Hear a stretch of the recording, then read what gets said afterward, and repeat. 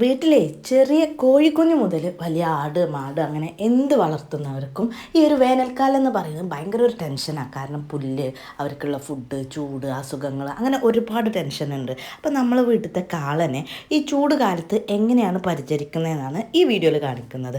നമ്മൾ എന്നും തൊഴുത്ത് നന്നായിട്ട് വെള്ളമൊഴിച്ച് തണുപ്പിക്കും. നല്ല വെയിൽ ഒന്ന് ചൂടായാൽ ഇതിനൊക്കെ ഒരു ലിമിറ്റ് ഉണ്ടെന്നറിയാം. എന്നാലും ഒരു പരിധി വരെ ആ ചൂട് ശമിപ്പിക്കാൻ ഇത് പറ്റും. അത് കഴിഞ്ഞിട്ട് നമ്മൾ കാളന ചെയ്യുന്നൊരു കാര്യം എന്താണെന്ന് വെച്ചാൽ പുറത്തേക്ക് ഇറക്കി തണലില്ല ഭാഗത്ത് കെട്ടും. അപ്പോൾ ആ ഒരു ഓട് ചൂടായതിൻ്റെ ആ ഒരു ചൂടിന് ഒരു പരിധി വരെ ആ ഒരു ചൂടിനെ താങ്ങാൻ ഈ കാളക്ക് കഴിയും. പിന്നെയുള്ളൊരു ഓപ്ഷൻ എന്ന് പറഞ്ഞാൽ ഇതുപോലെ നന്നായിട്ട് വെള്ളമടിക്കും. നമ്മൾ ഈ വേനൽക്കാലത്ത് കൂടുതൽ കന്നുകൾ വീട്ടിൽ നിർത്തലില്ല. എന്താണെന്ന് വെച്ചാൽ ഈ പച്ച പുല്ല് കിട്ടാനുള്ള ഒരു ബുദ്ധിമുട്ടും അതുപോലെ തന്നെ വെള്ളത്തിൻ്റെ ആ ഒരു കുറവൊക്കെ വരുന്ന പേടിച്ചിട്ടാണ് അങ്ങനെ ചെയ്യാത്തത്.